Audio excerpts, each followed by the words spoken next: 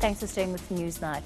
The Special Investigating Unit has issued a summons to 3 companies involved in an illegal emergency project to provide water to Giyani in Limpopo.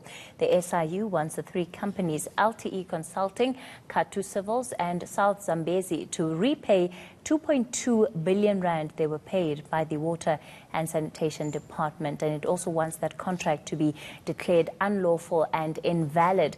City Press journalist Sipho Masondo has been covering the story for a number of years now. He joins us now, and Katu Civil's CEO Giyani also is going to be part of the conversation. Thank you both, gentlemen, for your time tonight. Sipho, perhaps let me begin with you just for a bit more context into the story. And it's a story I feel you know like the back of your hand because you've been working on it literally from the time that it came to the public space. Let's talk about how we even got here to the findings of the SIU and this investigation that has now been taken to the court in Polokwane.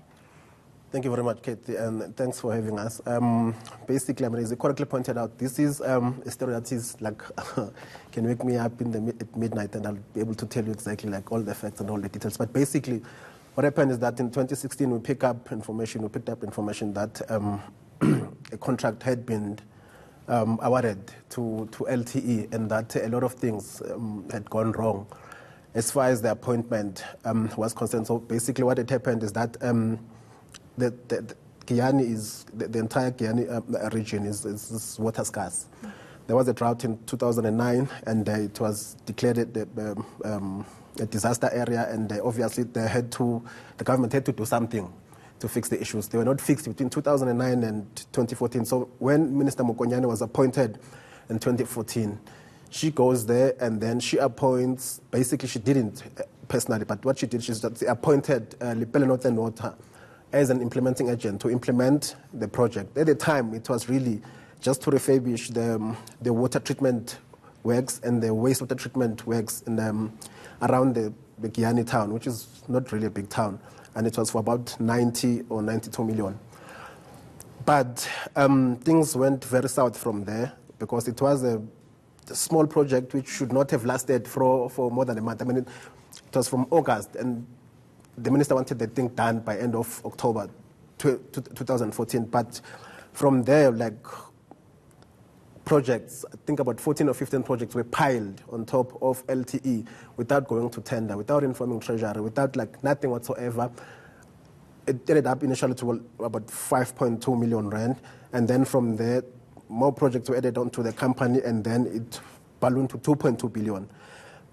What happened is that because it was a 10-key, so what a 10-key is, Katie, is that you appoint Katie and Sons to deliver a project. And what Katie and Sons can do is that they can appoint Mongezi, can appoint Masondo, can appoint, but in the end, the client just wants a project that is complete.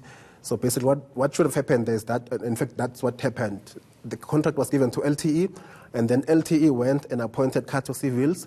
LTE actually did not have the capacity to do either the engineering or the construction itself, and then LTE went and appointed Katu Civils and South Zambezi, which have actually ended up doing both the engineering as well as the construction.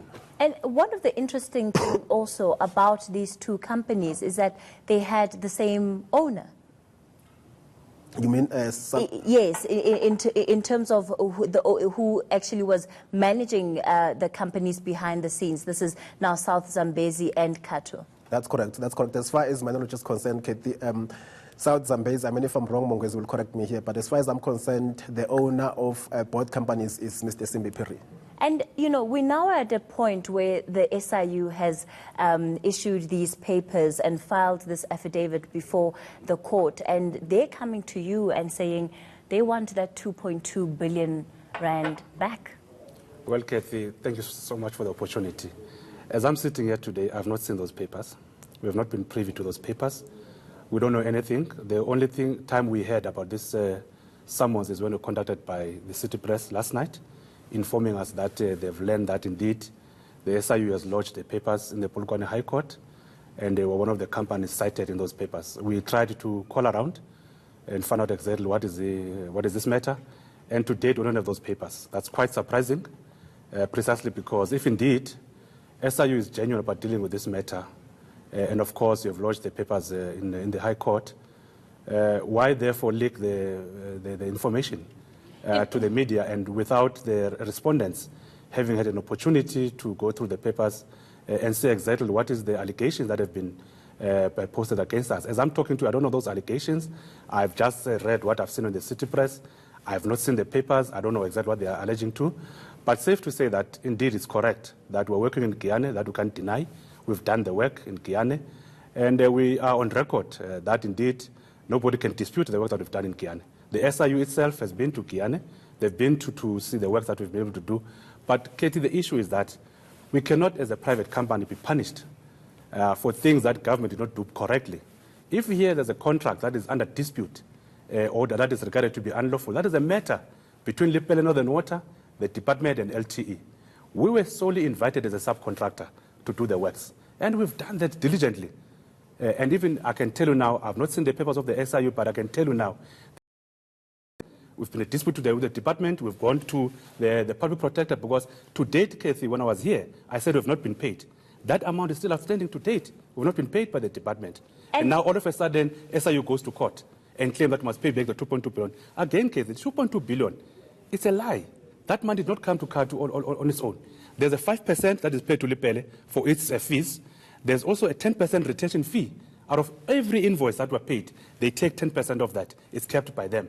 There is also 15% of VAT that is taken by them. There's 15% that goes for LTE for engineering fees. Now, tell me then, where therefore that money must be paid off by Katu from that 2.2 billion. So as far as you know then, if I'm hearing you, you wouldn't then also be aware of the fact that an update was given to Parliament today. Scopa was hearing this matter, and in fact they've welcomed the developments that have been announced by the SIU. And of course, you know, while it's one thing that you haven't been paid for the services that you've been providing, of course the other big question is that the costs of this project have far overrun the initial invoicing that was given to the department. And in fact, the affidavit by the SIU, Sipho, which you've seen, says as much. Look, there were cost overruns, Katie, but I think we should be very careful. When we say cost overruns, we should not mean to say that, for example, the initial project was worth 100 million. It was just really the refurbishment of the wastewater and the water, you know, those things. I get a bit confused. But anyway, the initial contract was for 100 million just to refurbish that. It was a very small contract, which, as I said, should not have lasted for over a month. But then after that, a lot of projects were piled onto LT. They actually basically just handed over to the company. And then the company appointed Kato Civils to do the work. Kato Civils, to their own credit, they've done the work, and Mongezi here is sitting here close to me, has been telling whoever cares to listen that they've done the work and the quality of the work is good, fair enough. But Mongezi, even under those circumstances, would you agree that the way the contract was handed over to LTE, the processes that were followed were really not according to the principles of Section 217 of the Constitution? As far as we know, whatever happens in the department and Lepele, it's got nothing to do with us. Whatever happens, if they do not follow their own processes, it's up to the department and Lepele to make sure that they institute further processes to investigate and discipline whoever has done that. But with how much sincerity can you actually say that when part of the reasons why you are said to have been one of those that was considered for this project was out of the instruction that came out of the Department of Water Affairs? No, not Kato Civils. Don't make a mistake. Kato Civils is subcontracted by LTE. Yes, we understand. That's a private arrangement. But surely it comes down to semantics. No, it's not semantics, Kathy. It's a fact. I don't have a contract with the department. I don't have a contract with Lepele. I have a contract with LTE. If you go to court now, you're going to receive those papers. That's where you're going to put the facts. So then why are you asking the department to pay you the money that you want? If today you can separate... No, but today you can separate the issues. You can separate the work of the department from LTE. But then why pay me from payment number 1 to payment number 18? Who's been paying us? It's the department that has been paying all along. We've been sitting in the meetings with the department. Who's actually verifying the work on site? It's the department. There are independent auditors from the department, from Ernst & Young, from Lepele, that are actually verifying the work. The department has been there from day one. Why, therefore, should you run away that the department ultimately is responsible? Okay. But from a legal point of view, I don't have a contract with the department. I have a contract with LTE. Therefore, as we go to court, we're going to be proving that. Because also there's this fallacy, therefore, that Cato Civils is the one, therefore, that is at fault on this matter. We're not at fault here. The guys from Lepelle and the department and the LTE must answer for themselves. We are happy, Kathy, that this matter is finally going to court. Because we've been vilified as Cato Civils. We've been made names as if we're thieves, as if we've stolen money. And we've never stolen a cent on this project. We've worked very hard. We've made sure the people of Giyani have got water. And now all of a sudden, everybody's saying it's Cato Civils that must pay back the money. From where? The money is underground. And therefore, if somebody wants to challenge us, let's go to court, present your facts, we'll present our facts. When did your relationship with LTE become strained? It's not strained, Kathy. The issue is that we're working on site, and therefore there are engineers, we're the contractor. Those things do happen on site. That if you don't agree with the contractor or with the engineer, these things will happen, but we have to sit down and make sure things are sorted out. But the mere fact that where we're sitting now is that we have a contract with LTE, and that contract has to be honored. We'll take it up with LTE in that matter.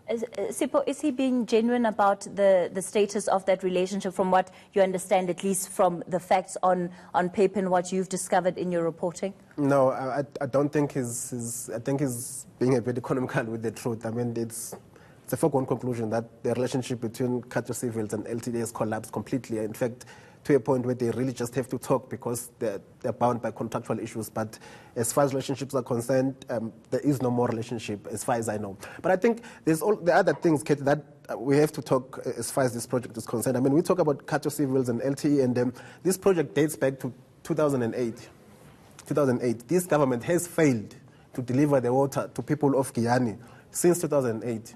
This government was not able to put up a 50-kilometer pipeline from Nandoni Dam to Nsami Dam because basically these guys have done with their work. Almost there they're done. Even if they were to finish today and leave the site, there's still a pipeline that has to be constructed from Nsami, no, sort of from the Nandoni to the Nsami Dam.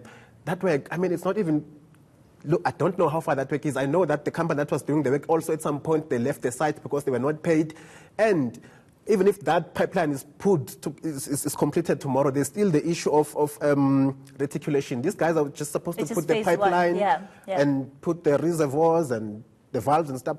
There still has to be reticulation done. When is that going to be done? How can you take more than 20 years to deliver one single project, a very tiny project for that matter? All right, and certainly a good point that you raised there. Mongezi, before I let you go, one of the things you mentioned is that you are going to be, you've laid a complaint with the public protector. Yes, indeed. What does that complaint entail, and when did you lay it? Well, we've laid a complaint about a month ago. There has been correspondence between the Office of the Public Protector in Polokwane with Lepelle and ourselves. It's basically with regard to the public protector intervening in our payment processes because we believe that the public protector has a role and a duty to play in that regard, and we've laid a formal complaint, and therefore the public protector is busy assessing the papers, and I'm sure one way or another will be called in all of us to sit down and see how therefore the payment issue can be resolved. And the fact of the matter is that we've done work, and therefore, duly, we must be paid for that work that we've done. And in terms of this case now that is being pursued by the SIU at this point, will you be giving back any of the money that has been paid to you as a result of that project in Giyani? Okay, that will be a subject of the courts. We'll be presenting all our evidence. We'll be presenting all our papers in court. We'll therefore be putting affidavits of everybody that has worked on this project. We'll be showing exactly where the money has gone to, what has been paid, and so forth. So we've got nothing to hide. All our invoices can be scrutinized from invoice number 1 to number 18 that has been paid lately. So we don't have nothing to hide. But let me tell you, there is nothing to pay back. Instead, government owes us money. We've incurred taxes that we've not paid to SARS. We've incurred interest on our bank for overdraft. So, in fact, we're owed money by government, more than us actually having to return money to government. So, again, when we go to court, we'll be putting those papers before the court to say, actually, we're the ones who are owed money by government in this regard, because we have sacrificed a lot for this project to actually be to where it is today. All right. I say that we want our money to be paid back by government. Okay. Lepelle says owes us 45 million, and it's sitting that money with Lepelle as I'm talking to you. All right. Your final thought, My final thought is that I think the SIU is just really going for the low-hanging fruit. The truth of this matter is that Minister Mokonyane issued instructions that Lepelle North and Water should appoint LTE, and then LTE should appoint Cato Civils. And if you look at those papers, there's absolutely nothing about the politicians, the political principals who made the decisions on who should be appointed. There's absolutely nothing about them. And I think it's a very big tragedy, Katie. All right. And while this fight goes on, I think at the heart of the story is the fact that the people of Giyani remain without water. And we did extend the invite to LTE, but unfortunately they declined the interview, saying that it was too short notice.